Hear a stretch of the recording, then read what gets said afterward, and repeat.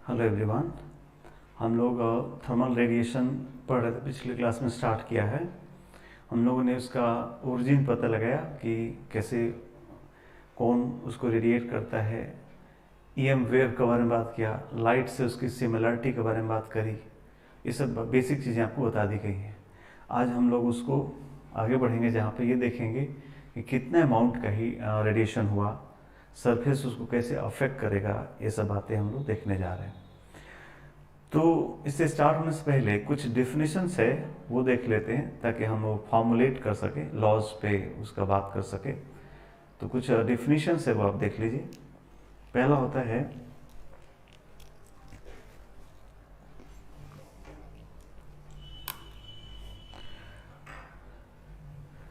पहला लिखना है हम लोग को एब्जॉर्प्टिव पावर।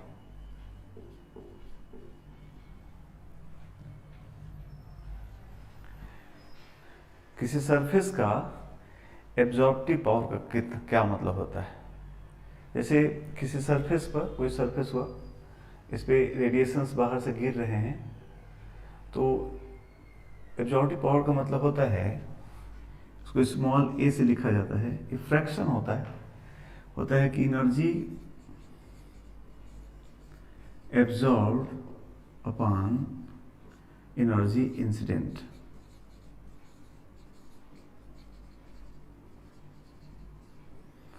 जितना एनर्जी गिरा उसका कितना फ्रैक्शन एब्जॉर्ब हुआ, इस रेशियो को हम लोग किसी सरफेस का एब्जॉर्प्टिव पावर कहते हैं। ठीक है।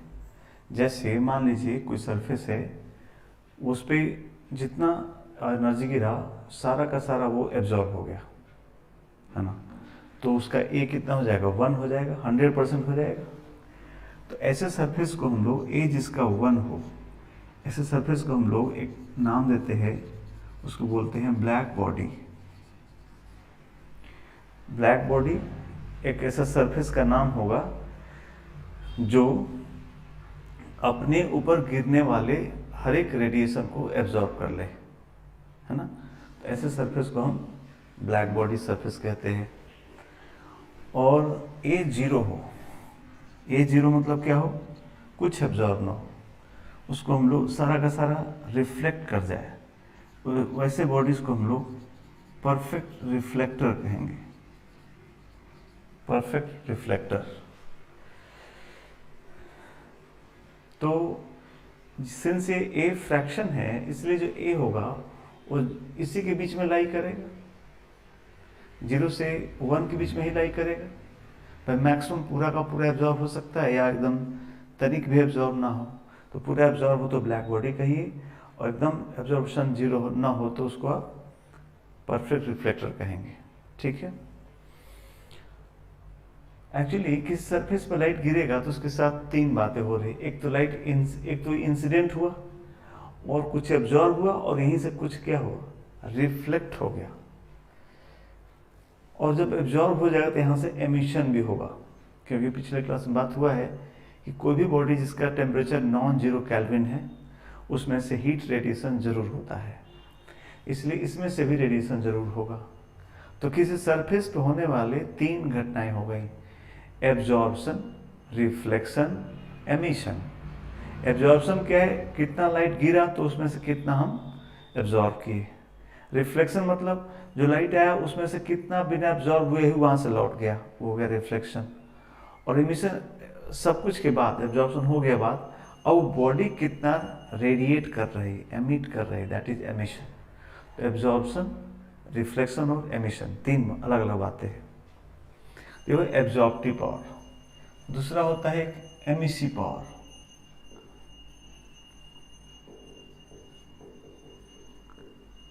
एमिसिव पावर, इसको कैपिटल ई से लिखा जाता है। एमिसिव पावर होता है कि सरफेस का total energy radiated, total energy radiated या emitted upon per unit time, point area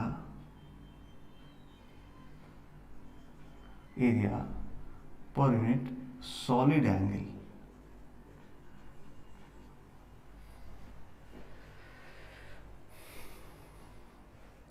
किसी बॉडी का इमिसिव पावर का मतलब उसके यूनिट एरिया से 1 सेकेंड में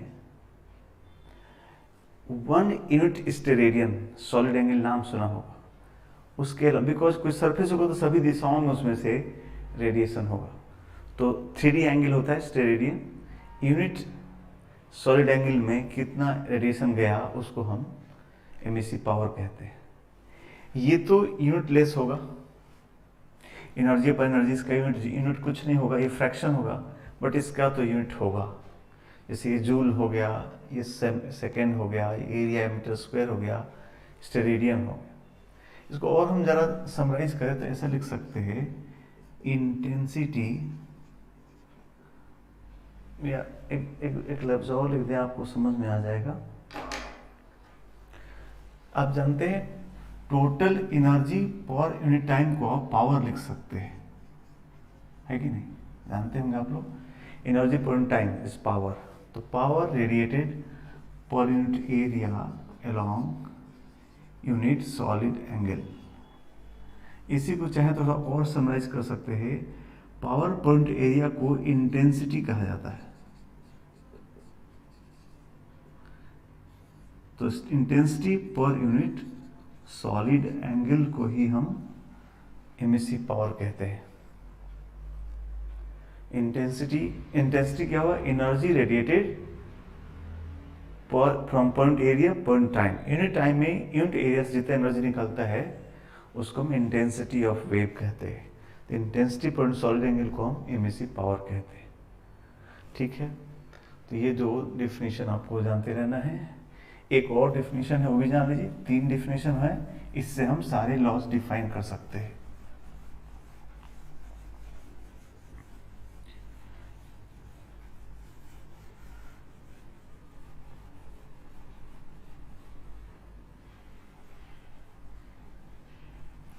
अगला डिफिनीशन है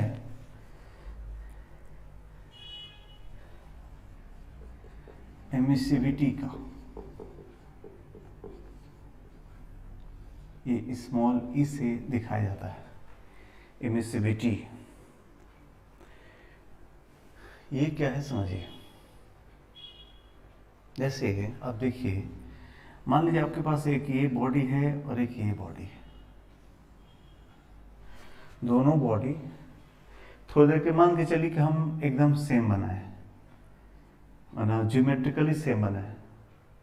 दोनों का हमने दो स्फीयर बनाए हैं और दोनों का रेडियस हमने सेम लिया है। ठीक है, 2 स्फीयर बने, दोनों का रेडियस सेम ले रहे हैं, सरफेस एरिया बराबर ले रहे हैं। लेकिन मान लीजिए इसका ए जो है वो हाफ है और ये ए इक्वल टू 1 है। इसका क्या मतलब हुआ?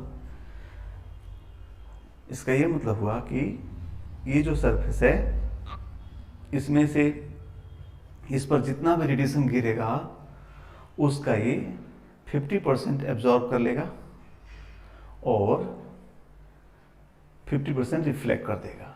लेकिन ये वाला क्या करेगा? 100% एब्जॉर्ब करेगा। A1 है, ब्लैक बॉडी है। ठीक है, चलिए मान लीजिए कि यहाँ पर इस पे दोनों पर इक्वल अमाउंट ऑफ एनर्जी गिराए, दोनों पर इक्वल अमाउंट ऑफ एनर्जी हम गिरा रहे हैं और एक पर्टिकुलर टेम्परेचर में रखा हुआ है। देखिए एक बात समझ लीजिए, तभी आगे समझ आएगा। जैसे आप जहाँ बैठे हैं, जिस रूम में बैठे हैं, उसका टेम्परेचर मान लीजिए 20 डिग्री सेंटीग्रेड है। लेकिन जो चीज़ें अपने आसपास आप देखिए, सभी का सरफेस एक जैसा नहीं है। सभी के एब्जॉर्ब करने की क्षमता अलग अलग है, एमिट करने की क्षमता अलग अलग है। अलग अलग कलर दिख रहे हैं आपको। कोई शाइनिंग कलर है, शाइनिंग है तो उसमें से ज़्यादा रिफ्लेक्शन हो रहा है। मिरर है तो ज़्यादा रिफ्लेक्शन हो रहा है। कोई रफ चीज़ें हैं तो ज़्यादा एब्जॉर्ब कर रही हैं।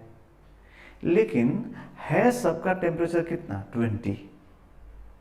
जैसे अब टेबल बेंच है, बेड है, कपड़े हैं, सबका टेम्परेचर रूम में 20 है तो सबका 20 है। लेकिन अजीब बात क्या है, कुछ ज़्यादा एब्जॉर्ब करने वाले हैं भाई, सबका सरफेस, इस सरफेस प्रॉपर्टी है ना, सरफेस प्रॉपर्टी के हिसाब से ए जो है सबका अलग अलग होता है। जैसे ये दोनों ही स्फीयर, मान लें नाम ए भी रख लेते हैं, दोनों स्फीयर अगर हम जहाँ आपको ये लेक्चर दे रहे हैं, जहाँ पढ़ा रहे हैं, वहाँ दोनों ये रखे हुए हैं और दोनों का टेम्परेचर टी है, क्योंकि रूम का टेम्परेचर भी सेम है। तो टेबल का और बेड का दोनों का अगर हम टच करके देखें, दोनों का टेम्परेचर क्या आएगा, सेम आएगा। लेकिन जो कपड़े का एब्जॉर्ब करने की क्षमता अलग है और ये किसी टेबल का, किसी दीवार का टेम्परेचर क्या होगा, अलग होगा। तो इस बात को समझना कि ये कैसे होता है, ये कैसे होता है। जैसे ये टी है और ये टी है, दोनों का एक ही रूम में रखा, दोनों का टेम्परेचर सेम हुआ और एरिया सेम है, और जो सराउंडिंग, जो इस पे एनर्जी गिरा रहे हैं, जैसे ये रूम है जहाँ बैठे हैं, वहाँ का रूम की बात कर लीजिए, और सामने आपके दो स्फीयर रखे हैं आपके सामने, तो रूम तो इस स्फीयर के लिए, इस स्फीयर दोनों के रूम तो सेम है, दोनों के एरिया सेम है, तो देने वाला तो सेम है, इसलिए दोनों अगर एरिया, अच्छा बड़ा एरिया होता तो उस पर ज़्यादा गिरता, सरफेस एरिया बढ़ा देंगे तो कई जगह से गिर जाएगा, तो हमने तो सरफेस एरिया सेम ले लिया है, इसलिए जो एनर्जी दोनों पे आ रही है वो तो सेम आ रही है, एनर्जी दोनों पे सेम आ रही है। लेकिन क्या होगा कि दोनों पे जो एनर्जी गिरा, ये हाफ उसका एब्जॉर्ब किया। जैसे मैं कहता हूं कि मान लीजिए 100 जूल एनर्जी दोनों पर गिरा, थोड़ी देर के लिए मान लीजिए 100 जूल एनर्जी दोनों पर गिर रहा है, तो उसमें से ये अंदर कितना एब्जॉर्ब कर लिया, 50, और यहीं से लौट गया कितना, 50, बिकॉज ए हाफ है, और यहाँ क्या होगा, 100 आया और ए 1 है, यानी पूरा कितना 100 एब्जॉर्ब हो जाएगा, और रिफ्लेक्शन क्या होगा, 0, रिफ्लेक्शन 0 होगा। ब्लैक बॉडी है, ब्लैक बॉडी ब्लैक होना जरूरी नहीं है, ये मिसनोमर है। एक्चुअली हम इंसान जो एक देखते हैं कि जहाँ पर ऑब्सेंस ऑफ कलर है, जहाँ कलर नहीं है, उसको हम लोग ब्लैक, हमको ब्लैक सेंसेशन होता है, रात है, अंधेरा है, तो हमको कोई वहाँ से रेडिएशन, विजिबल लाइट नहीं आ रही है, तो हमको काला दिखता है। सो ब्लैक बॉडी नाम रखा गया है, ब्लैक बॉडी ब्लैक होना जरूरी नहीं है। आपको ये जान के ताज्जुब होगा, और आज से जरूर जान लीजिए कि ब्लैक बॉडी जितना ब्राइट भी कोई चीज बॉडी नहीं होता और डार्क भी नहीं होता। सारा मिथ को खत्म करने के लिए मैं बोल दूं कि sun is a black body, all stars are black bodies, sun is a black body. So black body black नहीं होता, ध्यान रखना है। वो उसके नाम, वो हम लोग इंसान को जब रेडिएशन नहीं आता तो ब्लैक देते, इसलिए हम नाम रखे हैं ब्लैक, बिकॉज ब्लैक कोई कलर ही नहीं होता। विबग्योर जो विजिबल रेंज है उसमें ब्लैक कहाँ कोई कलर है। Absence of light in our eye is sensed as a black body, कुछ नहीं आता, अंधेरा काला दिखता है हमको। सो मैंने कहा कि sun is a black body, सबसे ज्यादा ब्राइट कोई चीज है तो ब्लैक बॉडी है, और सबसे ज्यादा डार्क है तो ब्लैक बॉडी है। बात यह है कि अभी हो क्या रहा है, कहने का मतलब सबसे बड़ा भिखारी है और सबसे बड़ा बादशाह है। जब एब्जॉर्ब करने की बात आएगी तो उससे बड़ा कोई एब्जॉर्बर नहीं होगा, और जब एमिट करने की बारी आएगी तो उससे बड़ा कोई एमिटर नहीं होगा, है ना। कैसे, यहाँ आपको ये थोड़ी देर में समझ में भी आएगा। देखिए अब ये देखिए, टेम्परेचर इसका टी है, इसका टेम्परेचर टी है। अगर ब्लैक बॉडी आप सोचते हैं कि 100 एब्जॉर्ब किया, तो अगर ब्लैक बॉडी सिर्फ एब्जॉर्ब ही करेगा तो खत्म हो जाएगा। एब्जॉर्ब करते करते उसको रेडिएट ही नहीं करना, सारा एब्जॉर्ब करते करते हीटिंग हो जाएगा, गल मर जाएगा वो तो। सो ऐसा नहीं कि ब्लैक बॉडी सिर्फ एब्जॉर्ब ही करता है, सिंस इसका टेम्परेचर दोनों का सेम है। ये पता नहीं, ये वाली बात आपको डायरेक्ट समझ में आ रही है कि नहीं।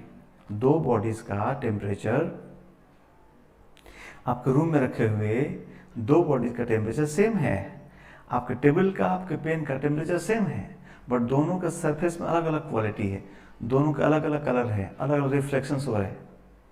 ये ऐसे ही संभव है कि जो जितना ले उतना ही निकाल दे। ये 50 लिए तो 50 बाहर निकाल दे, ये 100 लिए तो 100 बाहर निकाल दे, इनसे आना जाना बराबर हो गया और टेम्परेचर जो था वो मेंटेन रहेगा। ऐसे ही होता है।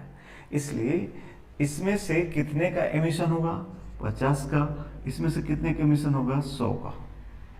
So that if we have maintained the temperature of the hall or objects from the surrounding, then if temperature remains constant, ये बात समझ आ रही है आपको? आपका पेन है, आपने पेन अपने टेबल पर रख रखा है, फिजिक्स कहती है कि इस पे लाइट गिर रही थी, एब्जॉर्ब भी कर रहा है। बालक अगर ये एमिट नहीं करता, सिर्फ एब्जॉर्ब करता, ये गर्म हो जाता, एनर्जी बढ़ती चली जाती, इंटरनल एनर्जी। बट नहीं, अगर इसका टेम्परेचर रखा हुआ हमेशा 20 डिग्री सेंटीग्रेड, मतलब क्या हो रहा है? जितना एब्जॉर्ब कर रहा है उतना एमिट कर रहा है, तभी इसका इंटरनल एनर्जी में चेंज नहीं हो रहा, तो इसका टेम्परेचर कांस्टेंट है। जो टेबल है, जो बिस्तर है आपका, वो क्या है? उसका एब्जॉर्ब करने का अलग क्षमता है। जो हो सकता है कपड़ा बिस्तर लगा हुआ है तो वो ज़्यादा एब्जॉर्ब करता हो, पर टेम्परेचर उसका नहीं बढ़ रही, वो गर्म नहीं हो जा रहा आपके लाइट गिरने से, वो एब्जॉर्ब ज़्यादा करो तो एमिट भी ज़्यादा कर रहा होगा। समझ रहे बात? इसलिए ये चीज़ ऐसे होगा। इसका मतलब जो जितना ज़्यादा एब्जॉर्ब करेगा उतने ज़्यादा एमिट करेगा। इसीलिए कहा जाता है good absorbers are good emitters, good absorbers are good emitters. जो ज़्यादा एब्जॉर्ब करते हैं वही ज़्यादा एमिट करते हैं। ये आपके पढ़ाई में भी लागू है ना? जो ज़्यादा एब्जॉर्ब करते हैं वो ज़्यादा एमिट करते हैं, है ना? जब टीचर पढ़ा रहा हो, जब आप अपने से पढ़ रहे हैं तो ब्लैक बॉडी जैसा होना चाहिए, हर कॉन्सेप्ट एब्जॉर्ब हो रहा है। और जब परफॉर्मर की बात है तो सबसे ज़्यादा एब्जॉर्ब रेडिएट कर रहे हैं, मतलब सबसे ज़्यादा बता रहे हैं, लिख रहे हैं, कर रहे हैं। तो अब यहाँ पर एमिसिविटी कैसे डिफाइन की जाती है वो देखिए। एमिसिविटी हम डिफाइन करते हैं E equal to energy radiated by the surface. जिस सरफेस का हमको एमिसिविटी डिफाइन करना है, उस सरफेस के द्वारा कितना एनर्जी रेडिएट हुआ upon energy radiated by a similar black body at same temperature. थोड़ा सा यहाँ रुक के हम और समझेंगे इस बात को, हम क्या लिख दिए। बालक, ये तो था एब्जॉर्प्टिव पावर। तुमसे मैं पूछूं कि इसने अपने एब्जॉर्ब जितना इस पर गिरा उसका कितना % एमिट किया, तो कितना होगा? 50/100 हाफ आएगा, 100/100 1 आएगा। जो ज़्यादा एब्जॉर्ब किया वो ज़्यादा एमिट भी किया। अगर एक टेम्परेचर सेम कर दिया जाए और बॉडी का सरफेस सिमिलर बॉडी ले लिया जाए, तो टेम्परेचर अगर सेम है तो ये जितना ब्लैक बॉडी एमिट करेगी, इससे पता चलेगा कि कितना गिरा था, और जितना इस पे गिरा था उस पर इतना गिरा, इस पे भी गिरेगा। बिकॉज फिर से क्यों बोल रहे हैं?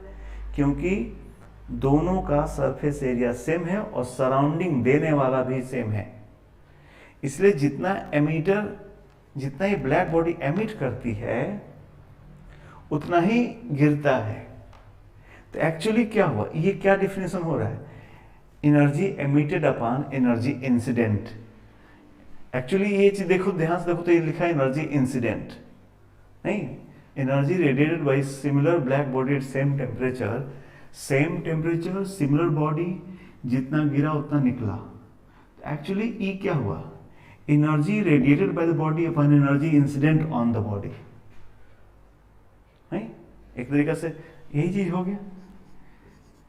ये हो गया energy radiated by the surface upon energy incident by the on the surface incident over the surface।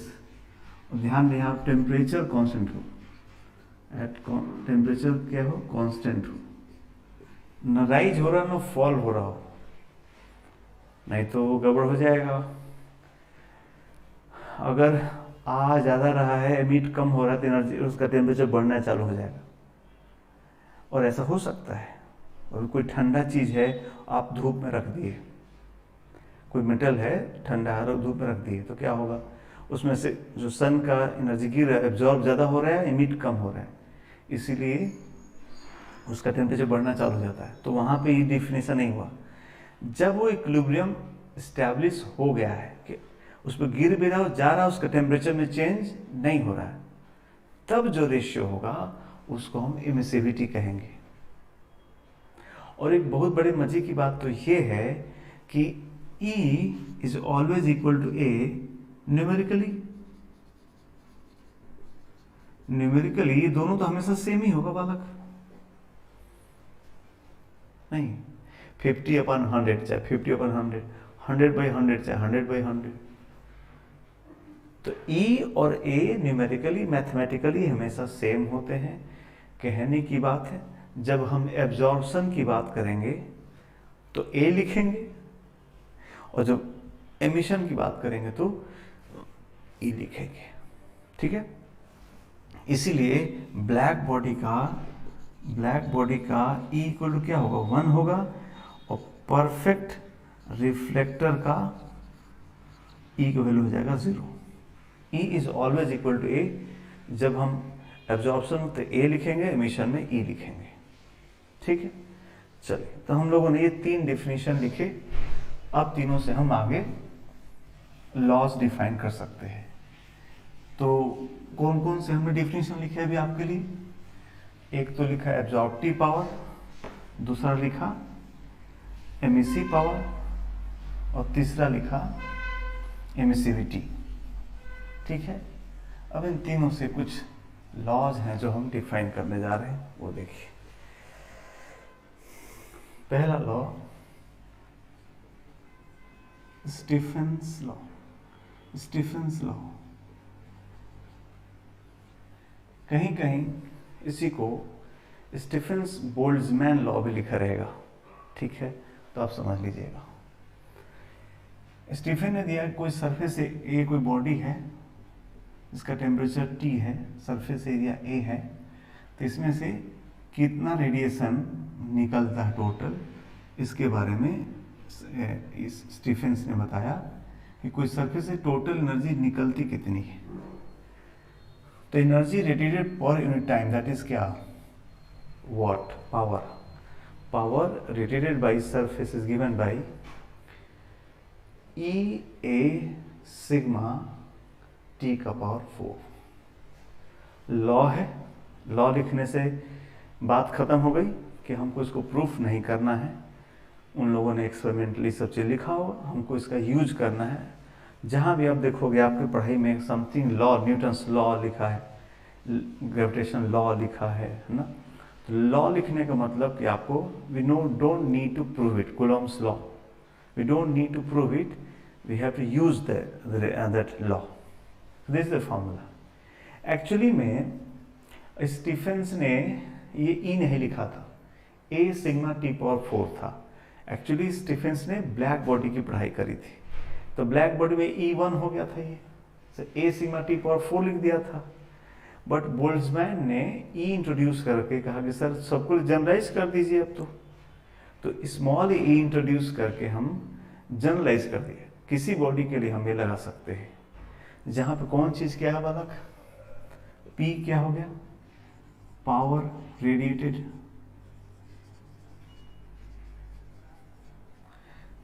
E क्या है, इमिसिविटी, A है सरफेस एरिया, सिग्मा है स्टीफेंस कांस्टेंट, और ये यूनिवर्सल होता है। यूनिवर्सल का मतलब हर एक बॉडी का, कोई भी बॉडी हो उसके लिए सिग्मा सेम होता है। कांस्टेंट है वो यूनिवर्सल कांस्टेंट, चाहे वो ब्लैक बॉडी हो, चाहे वो टेबल हो, कुर्सी हो, दीवार हो, स्टार हो, प्लैनेट हो, कुछ भी हो, सबके लिए सिग्मा क्या है, सेम है। ठीक, इसकी वैल्यू होती है 5.6710⁻⁸ SI यूनिट।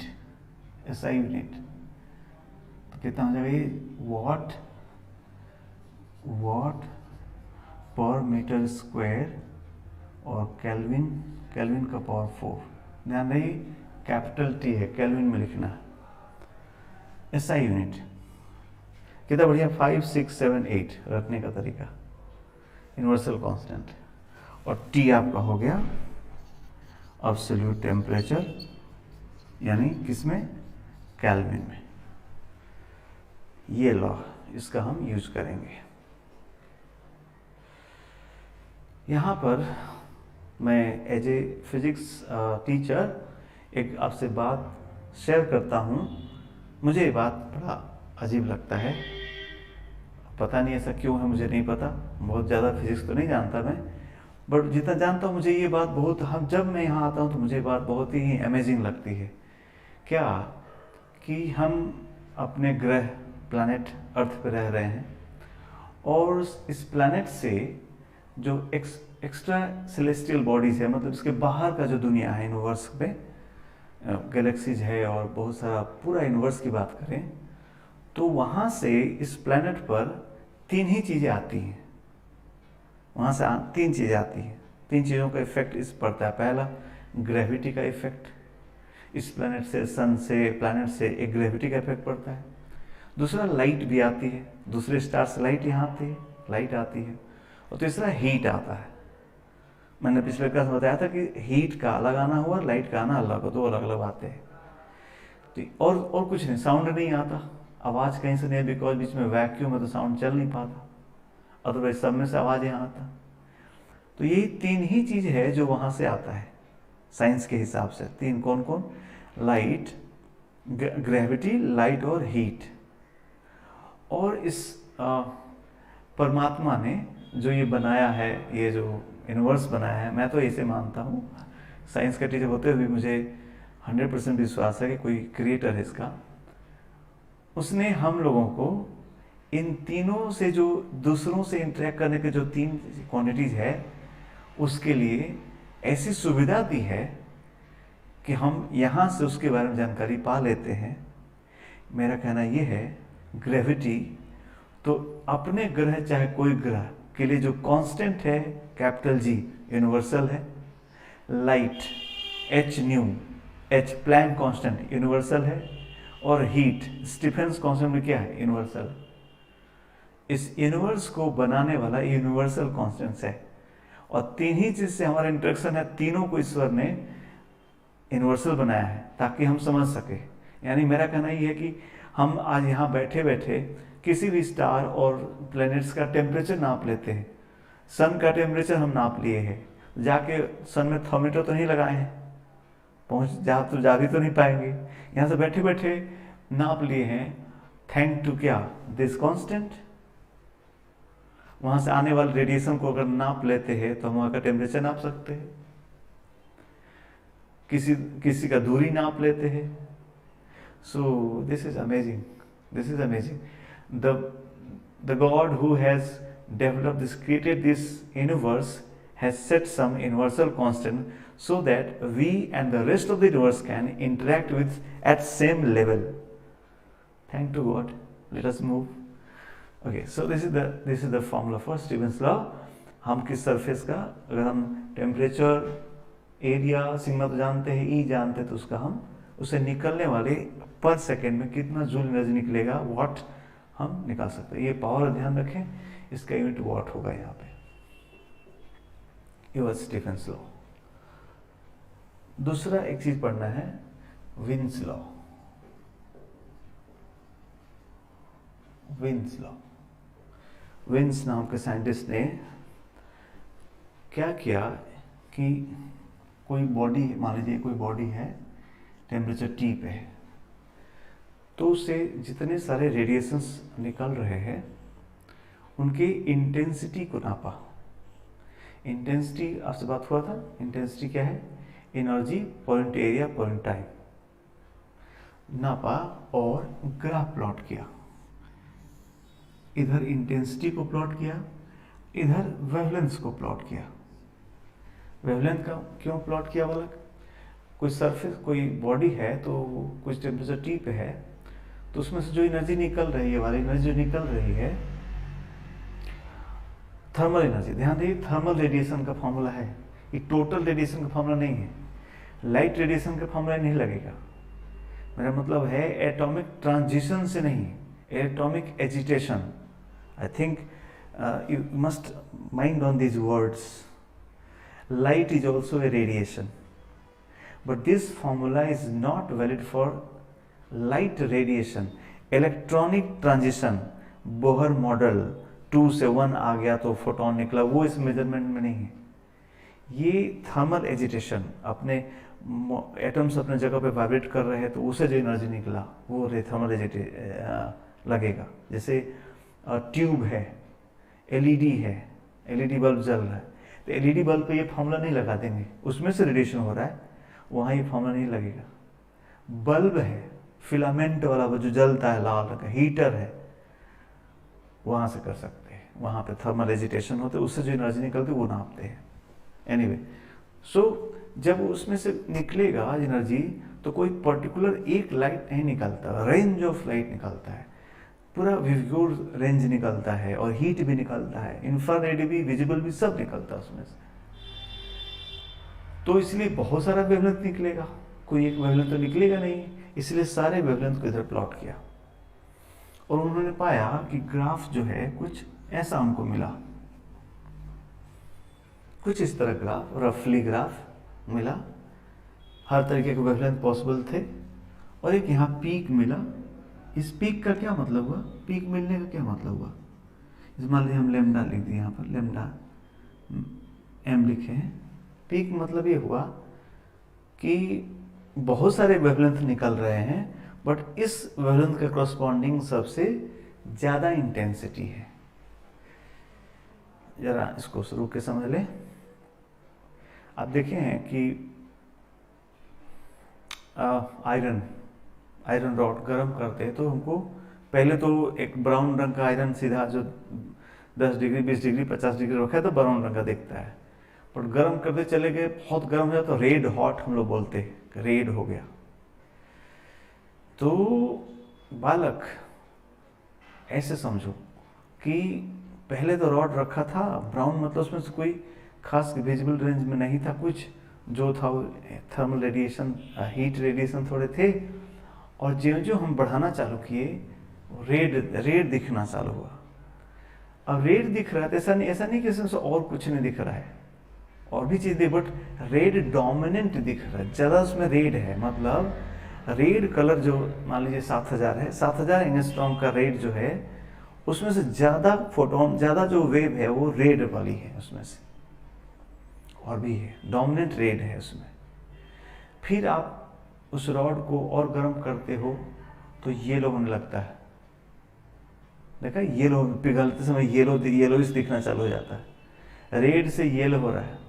आप देख रहे हैं फ्रिक्वेंसी बढ़ रही, वेवलेंथ घट रहा है, एनर्जी बढ़ रही है। आपने एनर्जी बढ़ाया, हीटिंग बढ़ाया, टेम्परेचर बढ़ाया तो एनर्जी बढ़ा, तो वेवलेंथ घट रहा है। सबसे बड़ा वेवलेंथ किसका है? रेड का। फिर घटते घटते वायलेट का सबसे छोटा वेवलेंथ होता है, वेवलेंथ, एनर्जी बड़ी होती है, वेवलेंथ छोटा होता है। सो रेड था, अब येलो हो जाएगा। यानी क्या हुआ? अब अगर वो अभी येलो दिखने लगा, इसका मतलब ये हुआ कि ज़्यादा उसमें से आने वाले फोटॉन्स का वेवलेंथ किस में है? येलो कलर में हो गया है। समझे बात? रेड वालों से ज़्यादा अभी किसकी संख्या हो गई? येलो वालों की हो गई।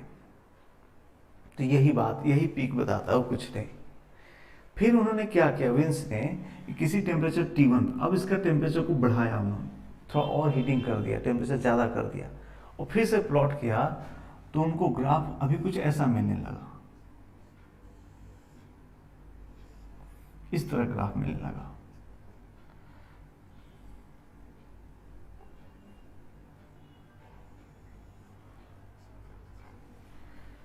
क्या फर्क हो गया, ये जो मैक्सिमम था वो अब थोड़े से पहले से कम वेवलेंथ में मिलने लगा।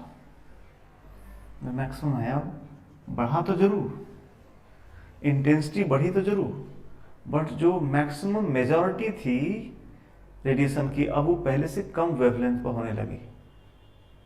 मैंने ये भी आयरन वाला एग्जांपल लेके ये बात को एकदम क्लियर ही कर दिया आपके सामने। अगर उस बात को समझेंगे तो आपको ये बात खत्म हो चुकी है। मैंने कहा था विब्रियो क्या होता है, VIBGYOR, कम एक टेम्परेचर पर रेड दिख रहा था हमको, रॉड रेड था, रेड का डोमिनेंस था, मान लीजिए इस T1 पर रेड ज़्यादा दिख रहा था तो रेड वाला हो गया। अब हम टेम्परेचर बढ़ा देंगे तो इसकी बात छोड़िए, आप तो बताइए अगर हम किसी बॉडी का टेम्परेचर बढ़ा देंगे तो स्टीफेंस लॉ कहता कि एनर्जी बढ़ जाएगा, पावर बढ़ जाएगा। किस वेवलेंथ का? सबका बढ़ जाएगा, एनर्जी ही पूरी बढ़ जाएगी। सो ये ग्राफ भी वही कहता है कि कोई भी वेवलेंथ ले लीजिए, पहले इतना था अब इंटेंसिटी इतना हो गया। इस ग्राफ में देख लीजिए क्या किसी भी वेवलेंथ के करस्पॉन्डिंग इंटेंसिटी घटी है कि बढ़ी है? बढ़ी है ना बालक। कोई भी वेवलेंथ होते अब पहले इतना था इंटेंसिटी, अब इंटेंसिटी इतना हो गया, इतना था इतना हो गया, सब बढ़ाई तो अच्छी बात है। हम बढ़ना भाई एनर्जी बढ़ाते, रेडिएशन बढ़ना चाहिए, सबका एनर्जी बढ़ना चाहिए तो अच्छी बात। लेकिन जो खास बात है, जो समझने वाली बात वो क्या है, वो ये बात है कि बढ़ा तो जरूर, लेकिन जो अब सबसे मेजॉरिटी जो मैक्सिमम हो गया वो पहले से किसी कम वेवलेंथ यानी ज़्यादा एनर्जी, कम वेवलेंथ यानी ज़्यादा एनर्जी, hc/λ फ्रिक्वेंसी का उल्टा, कम वेवलेंथ मतलब ज़्यादा एनर्जी, तो मोर एनर्जेटिक लाइट का संख्या बढ़ गया। मैंने उससे कहा कि पहले रेड था अब ऑरेंज हो गया, इधर एनर्जी बढ़ती चली जाती है, ये एनर्जी बढ़ने का ट्रेंड है, इधर से एनर्जी बढ़ती है, समझे बात। ऐसे वेवलेंथ बढ़ता है, hc/λ होता है। तो ये तो मैं आपके सामने प्रैक्टिकली है ना कि पहले लोहा लाल दिखता है फिर येलो दिखता है, तो एक पर्टिकुलर टेम्परेचर पे लाल था, टेम्परेचर और बढ़ा देते हैं तो येलो हो गया, येलो हो गया तो वेवलेंथ क्या हो गया, कम हो गया। वेवलेंथ रेड से येलो क्या हो गया, कम हो गया। ऑरेंज येलो कम हो गया, वेवलेंथ कम हो गया। क्या ये रेड था, क्या रेड वालों की संख्या नहीं बढ़ी? बढ़ी, रेड वालों की संख्या भी बढ़ी, लेकिन येलो वालों की संख्या तो सबसे ज़्यादा बढ़ गई, मेजॉरिटी अब येलो वालों की हो गई। ऐसा ऑब्जर्वेशन आपने प्रैक्टिकली भी देखा है, वही लॉ भी बताता है। तो इनमें कोई बड़ी लॉ नहीं, सिंपल उन्होंने कहा कि जो ये लैम्डा m है that is inversely proportional to 1/टेम्परेचर। ठीक ही तो कहा, क्या ठीक कहा? टेम्परेचर बढ़ाने से लैम्डा m क्या बालक, मैक्सिमम वेवलेंथ? नहीं, मैक्सिमम वेवलेंथ तो इनफाइनाइट हो जाएगा यार। लैम्डा m क्या है? वो वेवलेंथ जिसके करस्पॉन्डिंग इंटेंसिटी क्या है, मैक्सिमम। वो लैम्डा, टेम्परेचर बढ़ाने से लैम्डा कम हो जाता है, इसीलिए इसको एक कांस्टेंट दे दिया गया और fine lambda m into T equal to b कहा जाता है, कांस्टेंट, विन्स कांस्टेंट कहा जाता है। और this is your Wien's law, this is Wien's law. B is a constant, जो कि क्वेश्चन में देगा, नहीं देगा तो यूनिवर्सल मानेंगे, ये बी दिया रहता है, ठीक है। Lambda m into T equal this called wins law. Lambda m क्या है? What is lambda m? wavelength for which intensity of radiation is maximum, वो हमारा लैम्डा m है, यो विन्स लॉ। एक और लॉ है,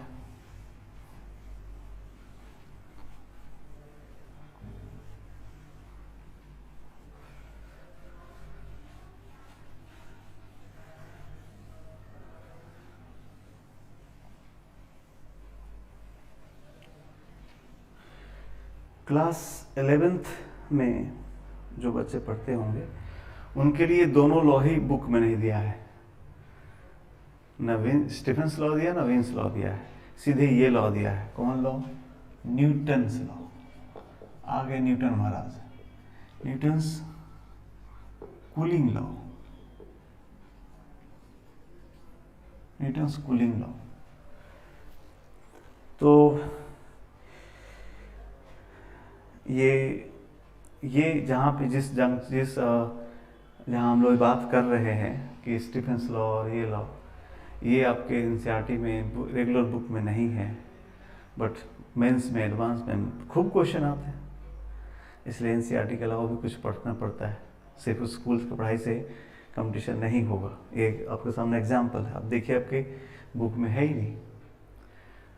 हम लोग पढ़ते हैं Newton cooling law, Newton the great.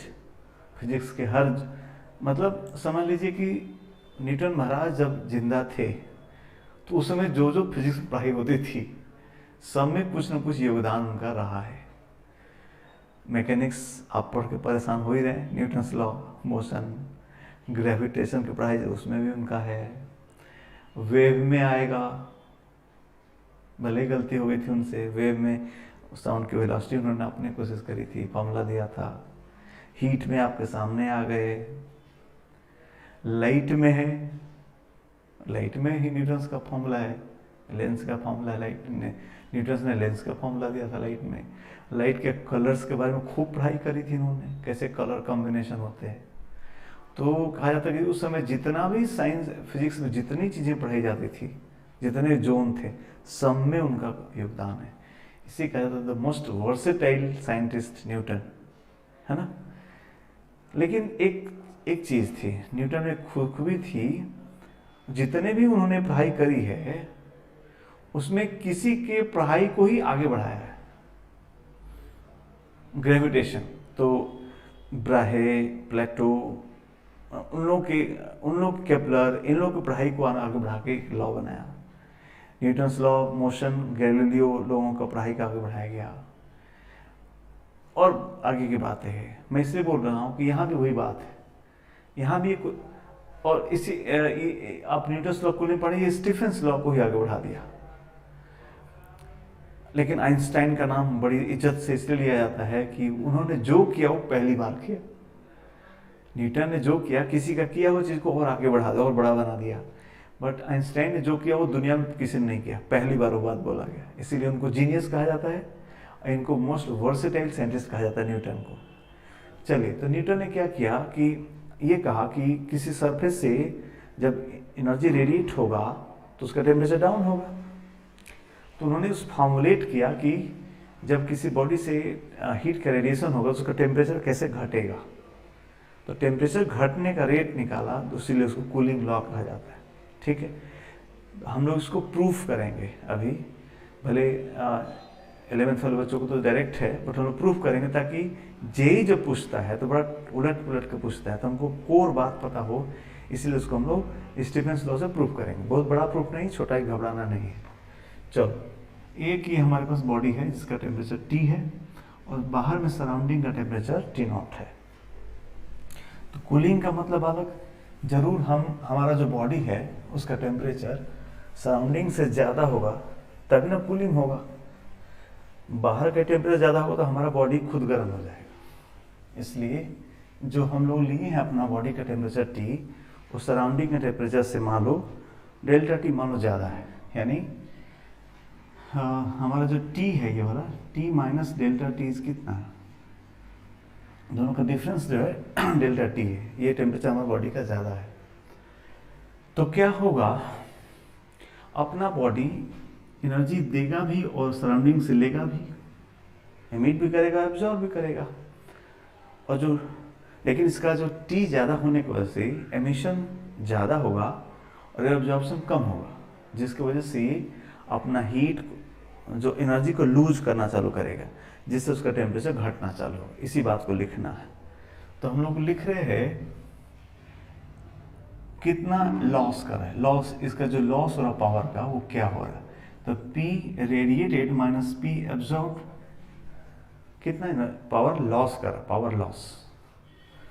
तो P रेडिएटेड में power, P radiated minus P absorb, radiated कितना हो जाएगा E A sigma T power 4 minus absorb, absorb किसके कॉरस्पॉन्डिंग कर रहा है T नॉट के, तो A एब्जॉर्प्शन के लिए A लिख लेते हैं, A sigma T naught power 4,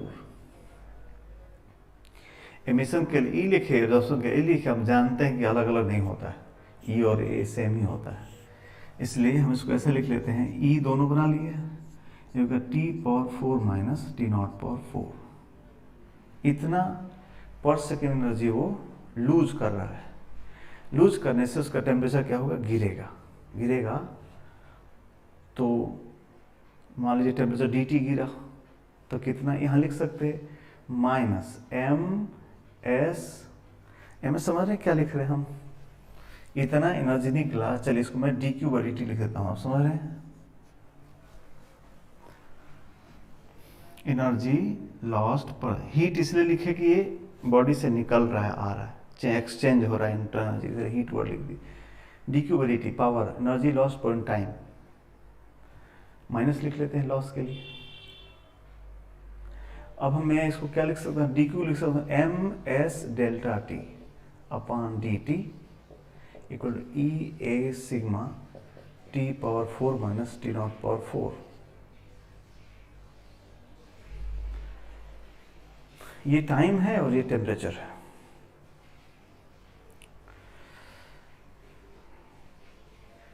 यहाँ पर किसी बच्चे को दिक्कत हो रही है,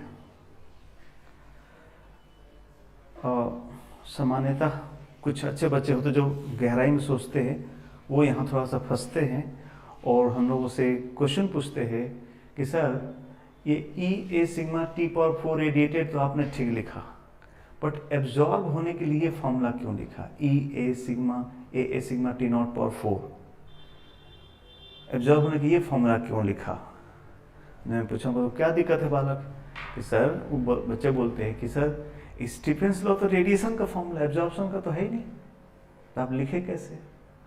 और फिर वो पूछते हैं कि सर ये बताइए कि आप इसका एब्जॉर्प्शन का लिख रहे हैं, किसका, सरफेस द्वारा दिया हो कि एब्जॉर्ब कर रहा है, तो अगर आप इसका एमिशन लिख रहे हैं अगर, तो सरफेस एरिया, तो आप इस बॉडी का सरफेस एरिया ले रहे हैं, टेम्परेचर इसका ले रहे हैं, थोड़ा यहाँ सर समझ में नहीं आ रहा है, तो वहाँ पे कैसे समझाते हो मैं आपको बताना चाहता हूँ।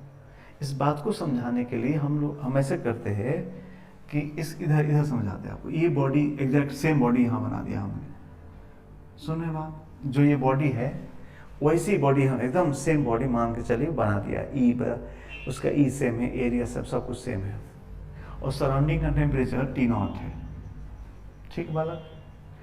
अब मानो दूसरी बात सोचो, अगर इसका टेम्परेचर T नॉट होता, उस बॉडी का टेम्परेचर भी T नॉट होता, तो क्या होता बताओ, तो क्या होता, तो ये भी एनर्जी एमिट करता और एब्जॉर्ब भी करता।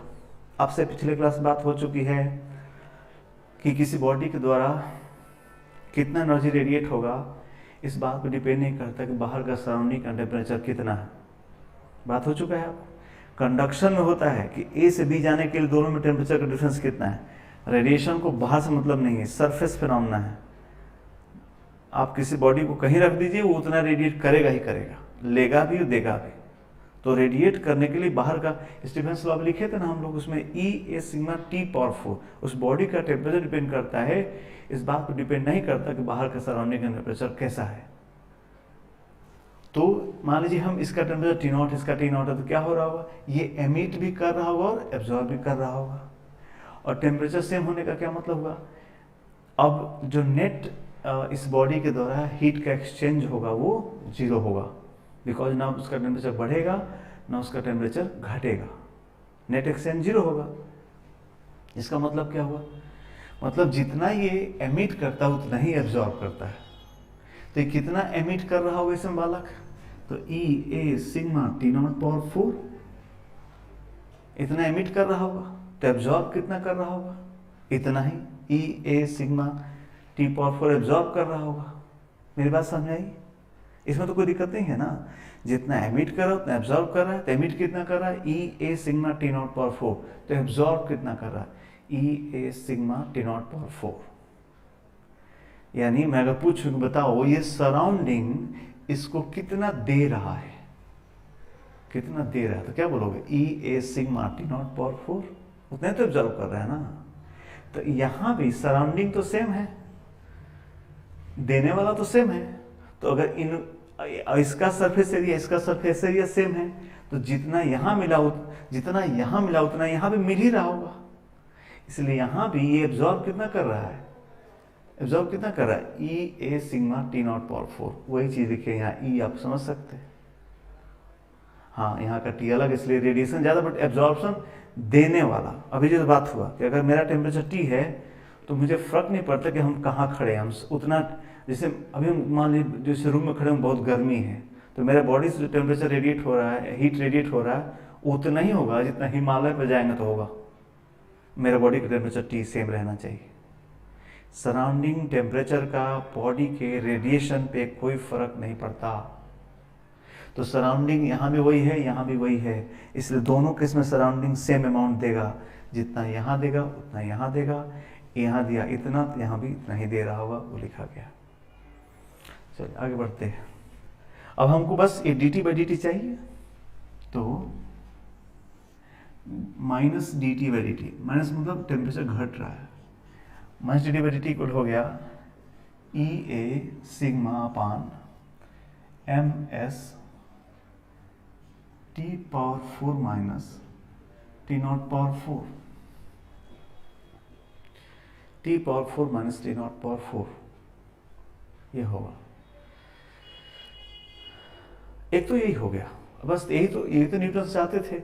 D T by D T बताओ किस रेट से टेम्परेचर गिरा बताओ, तो ये फॉर्मूला हो गया E M S upon T not power 4, ठीक है।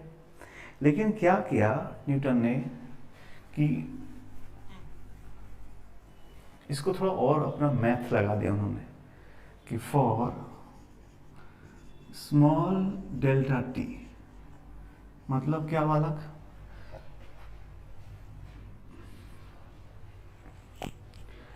बॉडी और सराउंडिंग के बीच में जो टेम्परेचर डिफरेंस बहुत कम हो, थोड़ा मैथ से और सॉल्व कर दिया उन्होंने, और कुछ अभी इधर फिजिक्स खत्म हो गई, वहीं पर थोड़ा अप्रोक्सीमेशन कर दिया, तो कितना हो जाएगा, डी क्या कि उन्होंने ऐसा कर दिया E A sigma M S, और टी को, इस टी को लिख दिया उन्होंने T not plus delta T का power 4 minus T not power 4, T को T not plus delta T लिख दिया। फिर इसमें से और सिंप्लीफाई कर दिया E A sigma T not power 4 common ले लिया उन्होंने, तो अंदर क्या बच जाएगा 1 plus delta T upon T not power 4 minus 1, T not बाहर खींच लिया। अब ये डेल्टा टी जो है, टी नॉट की डेल्टा टी बहुत स्मॉल है, डेल्टा टी स्मॉल है, तो 1 प्लस एक्स पावर एन का अप्रोक्सीमेशन बाइनोमियल से 1 प्लस एन एक्स लिख सकते, सो वही काम किया E A sigma T not power 4 upon M S 1 plus 4 delta T upon T naught minus 1, समझे बालक। सो फाइनली क्या हो जाएगा, ये फाइनली हो जाएगा D T upon D T is equal to, अब देखो ये 1 से 1 कट जाएगा यहाँ से, तो ये हो जाएगा 4 E A sigma T naught का cube upon M S into delta T,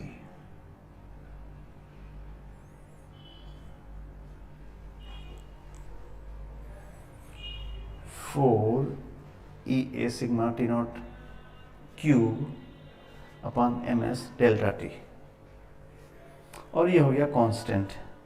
किसी एक बॉडी के लिए ई एरिया, स्टीफेंस कांस्टेंट, सराउंडिंग का टेम्परेचर, उसका मास, उसका स्पेसिफिक हीट, ये सब क्या है, कांस्टेंट है, इसलिए इसको कांस्टेंट लिख दिया उन्होंने। तो इसलिए for a body in A surrounding we can write minus dt by dt is equal to k t minus t naught. This whole bracket is written as k and delta t is t minus t naught. This is known as Newton's cooling law. Newton's cooling law. लेकिन ये कब सही है? जब body एक हो और surrounding का टेम्परेचर कांस्टेंट हो, तभी सही है। और वो भी तब जब डेल्टा टी क्या हो, स्मॉल हो। लेकिन हम कंपटीशन में हमको ऐसे सीधा नहीं पूछता, हमसे ऐसा पूछता है कि एक स्फेयर है और दूसरा स्फेयर है, एक आयरन का है, एक कॉपर का है, एक का रेडियस R1 है, एक का रेडियस R2 है। अब हो गया तमाशा, रेडियस अलग अलग, एरिया अलग अलग, मास अलग अलग, स्पेसिफिक हीट अलग अलग, स्मॉल ई अलग अलग। फिर कहता बताओ उनके कूलिंग का या टेम्परेचर घटने का रेट का रेशियो बताओ, तब तो गड़बड़ हो जाएगा। इसलिए मैं चाहता हूं कि आप, इसीलिए तो प्रूफ कर, अदरवाइज बुक में कैसे लिखता है कि बुक अभी न्यूटन्स कूलिंग लॉ क्या हो गया, rate of decrease in temperature या rate of cooling is proportional to the difference in temperature of the body with the surrounding. Simple कि किस रेट से घटता है, proportional to, rate is proportional to the difference in temperature of the body and surrounding. This is Newton's law. But competition हमको ऐसे नहीं पूछता, हमेशा रेशियो पूछता है। इसलिए प्रूफ करने का पर्पस ही यही था कि हम फॉर्मूला को ऐसे याद करें, ऐसे याद करें, जो जो चीज़ें बदल सकते हैं उनको रखें। जैसे 4 कभी नहीं बदलेगा, सिग्मा नहीं बदल सकता है, तो उनको एक कांस्टेंट रहने दें, कुछ कांस्टेंट इनटू ये रहने दें, E/A/ms, ये ऐसे रहने दें। इवन ये T0 क्यूब रहने दें, तब T माइनस T0 लिखें। मेरा तो रिक्वेस्ट है कि आप इस फॉर्म में, आपको ये वाला फॉर्म याद रखना चाहिए, क्योंकि दो बॉडी देके उनका इमिसिव पावर अलग अलग कर सकता है, एरिया उनका अलग रख सकता है, मास अलग कर सकता है, स्पेसिफिक हीट, कॉपर एल्युमिनियम अलग अलग कर सकता है, इवन सराउंडिंग कल को बदल सकता है कि एक स्फीयर रूम में है, एक स्फीयर धूप में है। तो सबसे बड़ा क्वेश्चन तो वो होगा। अभी तक सराउंडिंग बदल के क्वेश्चन नहीं आया है, बट जो नहीं आया वही आएगा, फिर वही सब लोग पढ़ेंगे। तो हम उनके पढ़ने से पहले हम लोग खुद पढ़ ले। Let us be proactive, because हमको आएगा तो हमारे लिए तो अंतिम बार होगा। अगर हम अच्छे से आईटी की तैयारी करें तो हमारे लिए तो अंतिम बार होगा, इसलिए हम पूरा ऐसा पढ़ते हैं।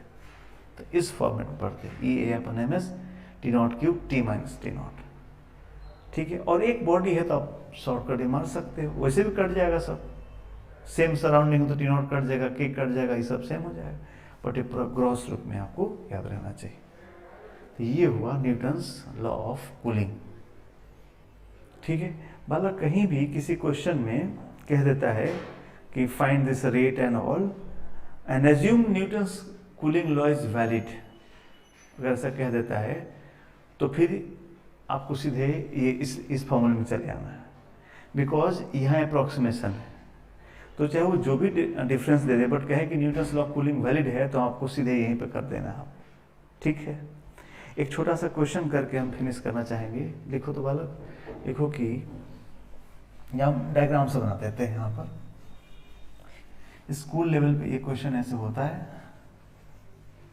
जैसे कहता है कि मान लो एक बॉडी है, सराउंडिंग का टेम्परेचर 30 डिग्री सेंटीग्रेड है। सराउंडिंग डिग्री से ये सब केल्विन में ध्यान रखना है, टी वाला जो है।